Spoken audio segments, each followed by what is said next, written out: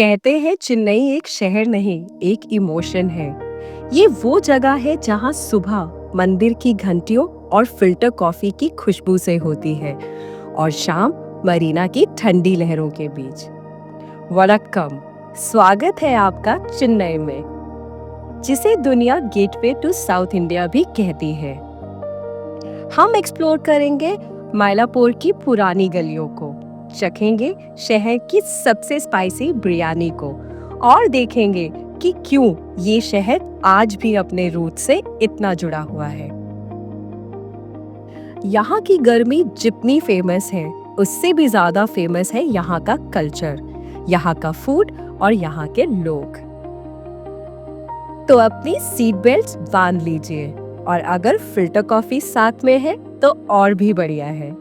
So let's dive deep into the heart of Tamil Nadu because this is the ultimate Chennai Express.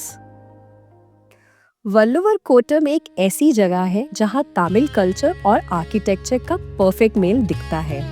ये monument legendary poet और philosopher Thiruvalluvar की याद में बनाया गया है। सबसे अच्छी बात ये है कि सेंट्रली लोकेटेड होने की वजह से यहाँ ऑटो, कैब और मेट्रो से आना सुपर इजी है। इसका मेन अट्रैक्शन है 39 मीटर हाई स्टोन चैरियट। ये पूरा पत्थर से तराशा गया है और इसके अंदर थिरुवल्लुवर का लाइफ साइज स्टैचू भी है। यहाँ के ऑडिटोरियम में ग्रेनाइट पिलर्स पर 1330 कपलेट्स लिखे हुए हैं। ये मैग्निफिसेंट स्ट्रक्चर एक रिक्लेम्ड लेक के ऊपर बना है।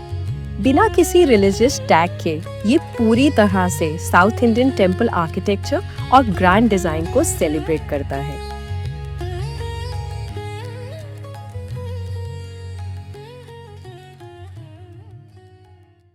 चेन्नई के कोस्टल स्ट्रेच पर लोकेटेड सेंट थॉमस बेसिलिका सिर्फ एक चर्च नहीं, बल्कि हिस्ट्री और आर्किटेक्चर का एक स्टनिंग मास्टरपीस है।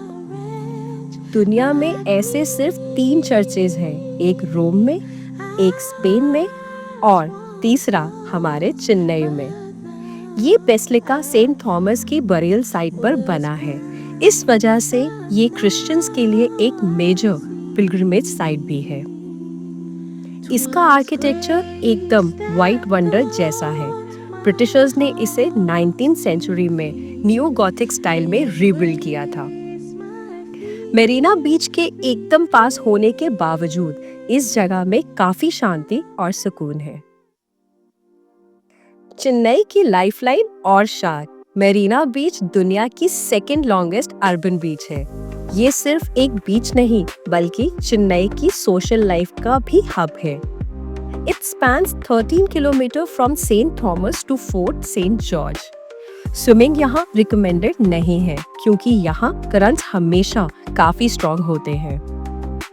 मरीना बीच पर आपको हमेशा चहल पहल मिलेगी। शाम के वक्त यहाँ का माहौल बिल्कुल किसी मेले जैसा होता है। अगर आपको चेन्नई का डेली रिदम समझना है तो मरीना बेस्ट रेफरेंस पॉइंट है आपके लिए। चेन्नई के आइकॉनिक मरीना बीच के सदर्न एंड पर लोकेटेड है चेन्नई लाइट हाउस, शहर के सबसे पॉपुलर लैंडमार्क्स में से एक। ये इंडिया का एकमात्र ऐसा लाइट हाउस है जिसमें लिफ्ट यानी कि एलिवेटर एक्टिविटी भी अवेलेबल है। इसका मेन अट्रैक्शन है 9th फ्लोर पर बनी पब्लिक व्यूइंग गैलरी। यहाँ से आपको मरीना बीच की कोस्टलाइन और बे ऑफ बंगाल का ब्रेथ टेकिंग व्यू देखने को मिलता है। प्रो टिप ये है, यहाँ दोपहर 3 बजे से शाम 6 बजे तक ही आए तो बेस्ट टाइम है, क्योंकि तब आप यहाँ से बेस्ट व्यू एंजॉय कर सकते हैं with the lovely coastal breeze. Marina beach के एकदम सामने लोकेटेड है विवेकानंद हाउस, जिसे आइस हाउस भी कहते हैं। चेन्नई का एक आइकॉनिक लैंडमार्क, ये बिल्डिंग अपने यूनिक सेमी सर्कुलर आर्किटेक्चर और डीप पिंक कलर के लिए दूर से ही पहचानी जाती है। इसका नाम आइस हाउस इसलिए था क्योंकि पहले यहाँ अमेरिका से लाई गई आइस स्टोर की जाती थी। बाद में स्वामी विवेकानंद यहाँ 1897 में रुके थे, जिसके बाद इसका नाम उनके सम्मान में बदल दिया गया। ये जगह मंडेज को बंद रहती है, लेकिन बाकी दिन आप सुबह 10 बजे से दोपहर 12:30 तक और शाम को 3 बजे से 7 बजे तक आराम से आकर यहाँ पर विजिट कर सकते हैं। Before we move further, let's talk about food. Chennai में फूड का मतलब सिर्फ इडली डोसा नहीं, ये फ्लेवर्स का एक पूरा इमोशन है। अगर सिंपल वर्ड्स में मैं कहूँ तो चेन्नई फूड ट्रेडिशन, स्पाइस और सोल का एक परफेक्ट मिक्स है। यहाँ के फूड सीन को हम 4 मेन पार्ट्स में डिवाइड कर सकते हैं। द टिफिन कल्चर, चेन्नई की सुबह फिल्टर कॉफी की खुशबू और गरम टिफिन के बिना बिल्कुल अधूरी है। चेन्नई's बिरयानी ऑब्सेशन, चेन्नई के लोगों को बिरयानी से सच्चा प्यार है, लेकिन यहाँ की बिरयानी हैदराबादी बिरयानी से काफी अलग होती है। आइकॉनिक मीट्स एंड मेसेस, एक बड़े बनाना लीफ पर राइस, पोरियल, कोट्टू, सांबर, रसम और कर्ड आते ही एक कंप्लीट फ्लेवर एक्सपीरियंस हो जाता है। Street food and fusion, Mirena beach snacks, समंदर की हवा के साथ मुलागा भाजी यानी कि चिली फ्रिटर्स और सुंदल स्पाइस चिकपीस खाना एक मैंडेटरी रिचुअल है। चेन्नई का खाना सिंपल है, लेकिन उसमें यूज हुए मसालों की डेप्थ और सर्व करने का तरीका आपके दिल को डेफिनेटली जीत लेता है। चेन्नई के एग्मोर एरिया में located government museum Chennai India का सेकेंड ओल्डेस्ट म्यूजियम है। ये जगह हिस्ट्री बफ्स और आर्ट लवर्स के लिए किसी जन्नत से कम नहीं। ये म्यूजियम सुबह 10:30 बजे से शाम को 6:30 बजे तक खुला रहता है और फ्राइडेज को बंद रहता है। यहाँ आप आराम से ऑटो या कैब लेकर पहुंच सकते हैं। दक्षिणा चित्रा ईसीआर पर लोकेटेड है, सिटी सेंटर से approx 25 kilometres south. To reach this place cab is the best option. Dakshina Chitra heritage museum एक लिविंग हिस्ट्री म्यूजियम है जो साउथ इंडिया के रिच कल्चर हेरिटेज को सेलिब्रेट करता है। म्यूजियम का सबसे बड़ा अट्रैक्शन है यहाँ के 18 ऑथेंटिक हिस्टोरिकल हाउसेस। यहाँ आप आर्टिजन्स को लाइव काम करते हुए देख सकते हैं। यहाँ अक्सर फोक डांसेस और म्यूजिकल परफॉर्मेंसेस होती रहती हैं। चेन्नई के बेसंत नगर एरिया में लोकेटेड है एडवर्ड एलियट बीच, मेरीना का एक क्लीनर और शांत ऑल्टरनेटिव। ये बीच यंग क्राउड और फैमिलीज के बीच काफी पॉपुलर है।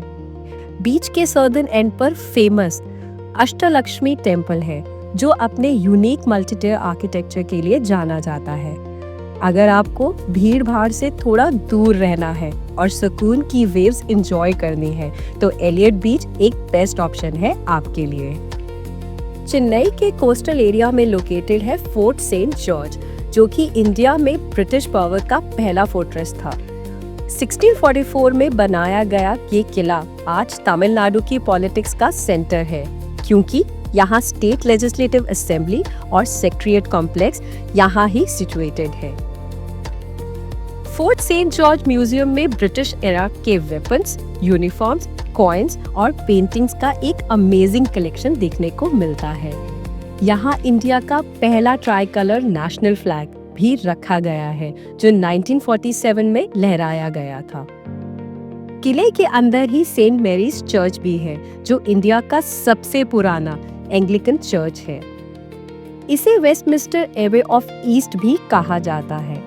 सिक्योरिटी रीजंस की वजह से यहाँ एंट्री थोड़ी स्ट्रिक्ट हो सकती है, तो अपना आईडी कार्ड साथ रखना हमेशा बेहतर रहता है।